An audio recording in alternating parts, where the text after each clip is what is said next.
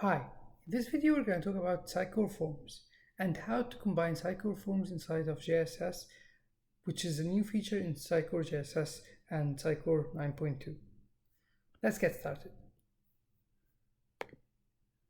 So to get started, there are two really useful things that you need to look at in order to understand how Sitecore Forms works with JSS. The first one is the Sitecore JSS documentation. So jss.sitecore.com/docs, techniques, and forms, which will give you a getting started guide, which is really useful and gives you insights on how to actually create your first form component within Sitecore. The second thing that I definitely recommend is this video by Anastasia, which is Catching Up with JSS and Forms Integration, which goes through how the forms actually occur and what happens and how they work. So to get started, what we need to do, I'm going to actually follow this just to show you that it's really well written and it's really well documented.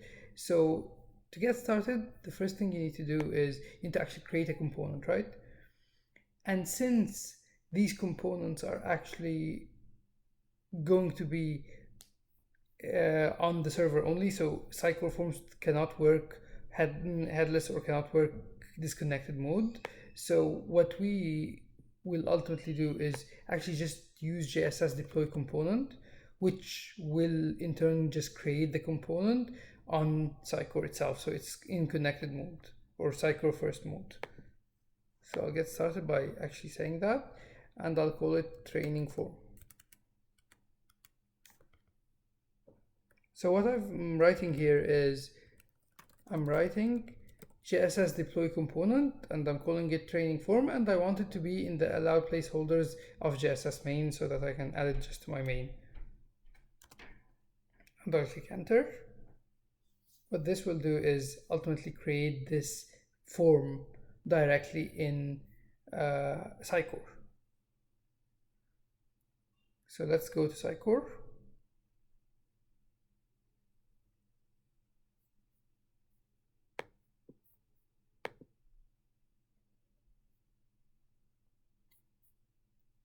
Content editor. And then I'll go to layout, renderings,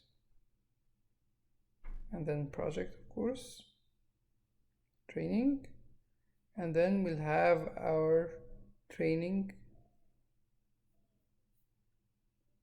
form. Here it is. Now I need to do some manual steps here, so I'm going to unprotect this item so that I can start changing some information on it. The first thing I need to do is define where my data source template is, what my data source template is, and my data source location. So these two. Now, again, the documentation is written really well, so I can just find that it's telling me that I need to do that. So I need to make the data source location to be Sitecore Forms. And I need my data source template to be Sitecore template system forms form. The next thing is I actually need to change the content resolver. So I'll go to the content resolver. We've seen the content resolver before when we were creating the list types. But here we're going to actually not use one of the lists. Here we're going to use Sitecore Forms Resolver and save. Now, if I try adding this right now, it doesn't really have a React component yet. I haven't defined it in my React app, right? So what it's going to tell me is that there is no React form or React component for this, but let's see how it's going to look like. So as I go to my home, experience editor, I'll just remove this one because this is an old one, and I'll go up. I'll add it here. As you can see, it's now available here in the placeholder settings because when I did the deploy, I told it allow placeholders to be the main form. Now, when I select it, I'll just select any form for now, just to show you. As you can see, it's saying JSS component is missing because I have not added it within my site here. So what I'm going to do is actually create a new folder here in the components, in source components, and I'm going to call it training form. Oops. Folder training form. And within that, I'm going to add and index.js.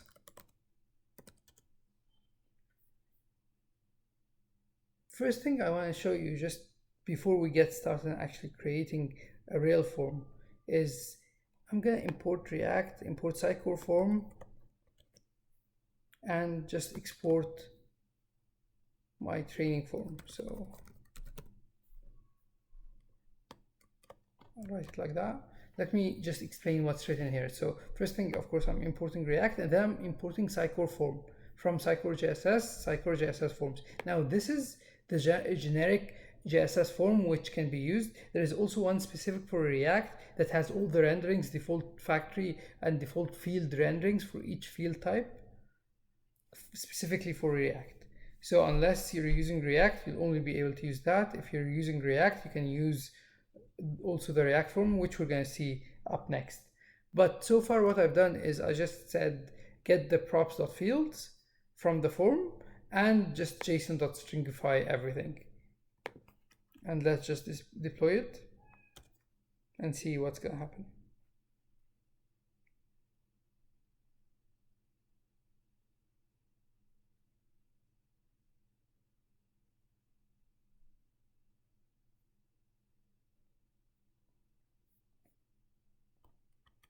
Okay, I'm going to refresh this. And of course, I'm going to go up, add here, and just go and add training form. Again, I'm just going to add my sample form. It hasn't completed building yet, so let's just wait for it.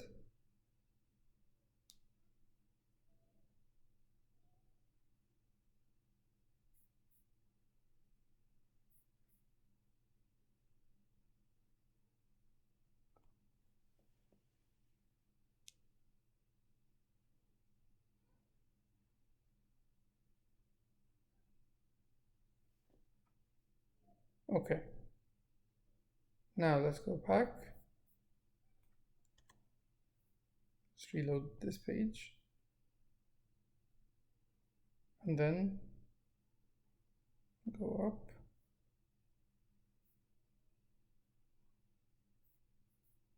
Training form, select it, and just select sample. As you can see, this is the stringified version of my JSON. Now I'm going to create a new form just to show anyone who doesn't know what Sitecore forms are very quickly what and how they can create it. And then we'll see that this stringify can change if I change the form. So let's first go to my form generator or form creator and click on create form. I'll create a blank form. And I'll just drag and drop a single line in text and I'll call it something. Say name. Now I don't know what I'm actually doing here, so I'm just making up things as we go along. Description. Everything needs a description. And maybe just add, I don't know, checkbox.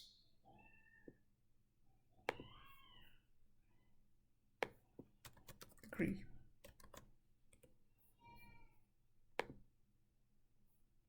Okay, and finally, let's add a submit button.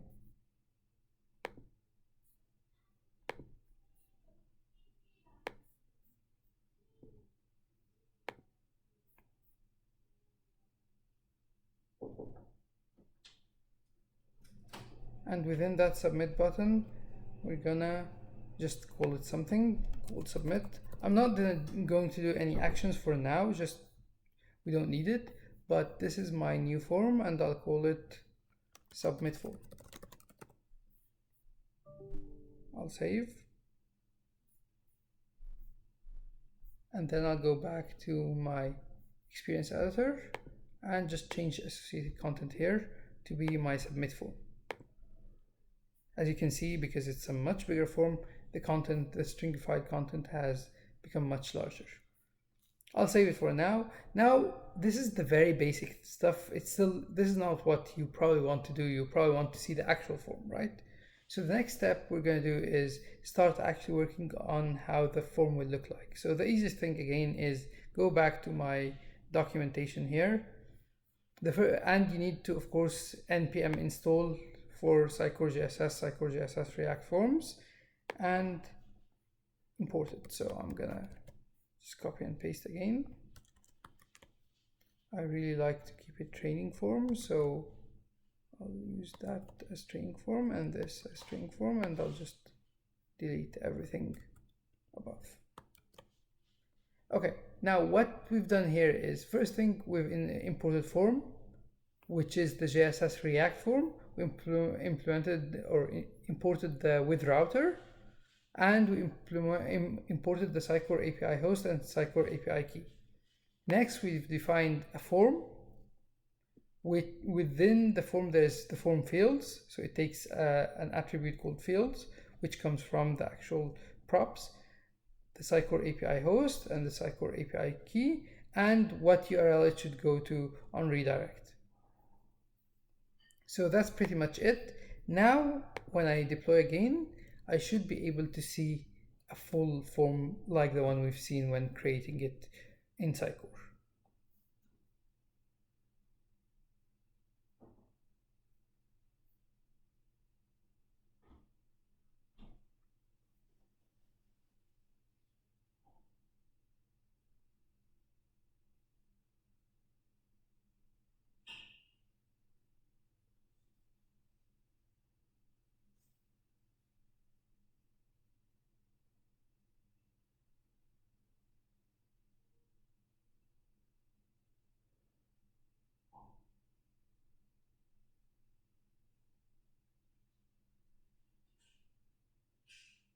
Let's wait for it. Once it's done, I think we can refresh now. And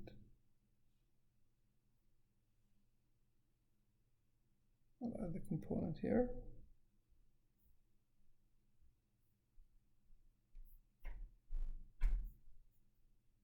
And I'll add the submit form. And there you have it. Now we have name, description, agree, and submit. Now, there are some other capabilities, because honestly, the way the Sitecore team created this form router, or form in React, is really, really nice, because it supports a lot of customization and a lot of extensibility.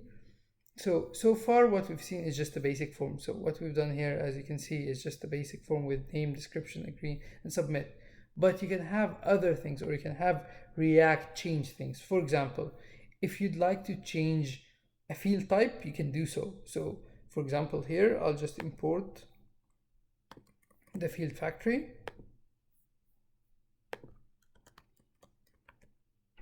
And I'll import the create default field factory, and I'll import the field types. Then I'll just add constants. So for example, constant custom new field factory, and I'll just create default field factory. What I'm actually doing here is I'm setting the default field factory, so I don't actually need to create this one because I'm not starting from scratch. So I'm gonna create default field factory, and then set component for the field types dot, let's change it actually to checkbox, to become JSON.stringify for it, just to show you that I can change it if I need to. And of course, in order for this to happen, I need to change the field factory that's being used on my form. So I'll go here and change that to field factory, default field factory. And I'll deploy files only. I think that's how you type it.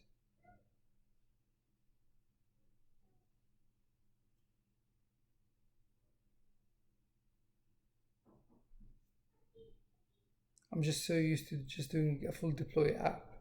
which you don't necessarily need to do if you're just changing a file and you're not changing the background fields.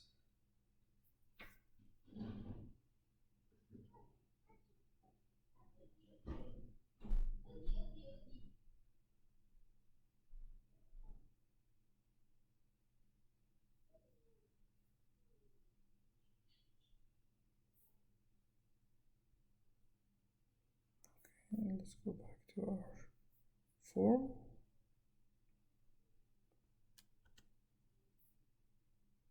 And as you can see, the checkbox field has now been stringified instead of actually using the checkbox look and feel, because our field factory told it this is how we want it to look like. Now, this might not be a very realistic scenario, but in other scenarios where, for example, you want to change the date input field, or you want to do something completely different, you're able to. So it gives you this flexibility. I'm just going to return back, so I'm just going to remove this field factory. And then the next thing we want to go through is if I want to alter everything, so I want to add a wrapper to all form fields, for instance. This is also available, so I'll just create a constant wrapper component here, like this one. And this, what it does again, is just tells field props.field.model.name, so it adds field colon and the field name from the model. And all I need to do, of course, after that is just add the attribute for the field wrapper component. So let's add that attribute. And again, I'll just deploy files so I don't have to re-add it every time onto the page. So we're not overriding the page. So I think this is a question that was asked as well. If I don't want every time the home page to be re-refreshed, what can I do? The first thing, of course, is you can just deploy files only without deploying the full app. The second thing is we can go into the actual definitions.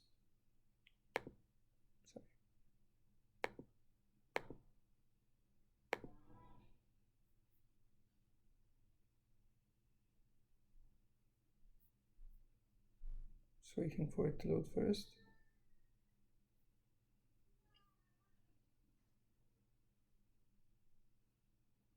Okay, let's actually go to that later.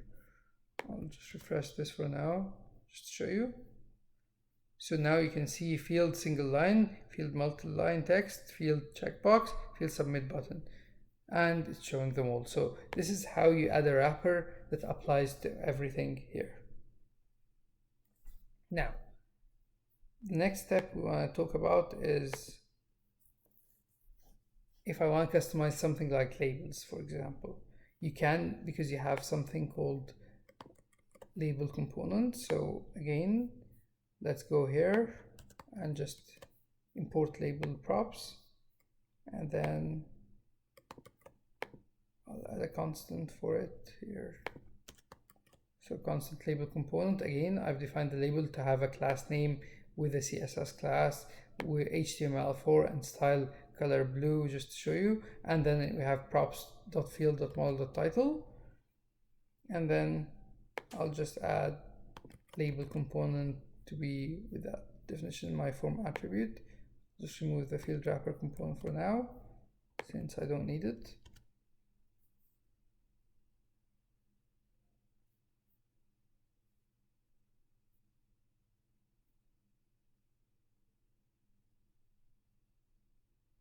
Yeah, until this loads, as I was saying, in order to have the fields or this component added to the home all the time, like I have now, either just use JSS deploy files, which will only deploy the files without deploying the actual Sitecore definitions, or we add it within our route. So within my default route, I can have in JSS main not just the component content block, but I can have another component here for my form. Hence, it's always going to be redeployed as part of the deployment of JSS deploy app.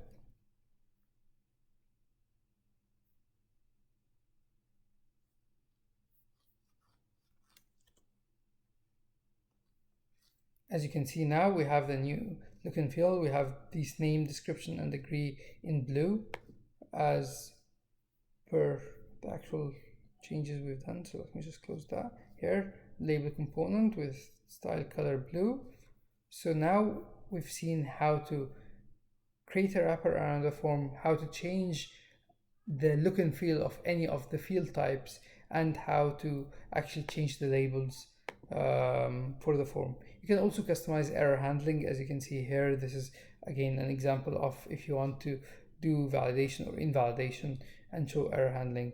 So it's really nice, and I think it's a great start on how and the capabilities of embedding Sitecore Forms into JSS. It's honestly something quite interesting and really great, and I think it gives a lot of value to JSS apps now, because Sitecore Forms are one of the key values that content editors and marketers can use, and now with it, they can use it within a JSS app. Thank you for watching. Until next time.